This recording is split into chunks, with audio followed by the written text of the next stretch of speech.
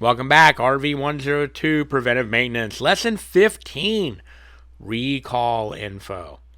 Disclaimers. Standard disclaimer on all Amazon links. It helps support me continuing to author books and courses. You pay nothing extra by clicking on that affiliate link, but I do make a small commission on your purchase. Everything in here in this course was written by me. There is no artificial intelligence AI in this course. Any mistakes you find are truly mine and mine alone.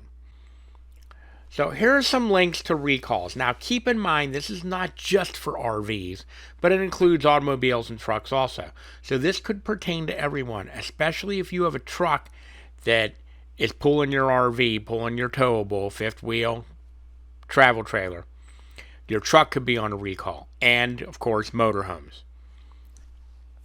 National Highway Traffic Safety Administration. Right?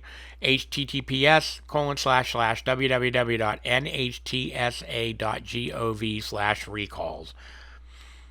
Also, RVTravel.com website maintains some info at https://www.rvtravel.com/category/RV-recalls. You can sign up on the NHTSA site so that you get every Monday morning, usually, the recall list will come out for the previous week.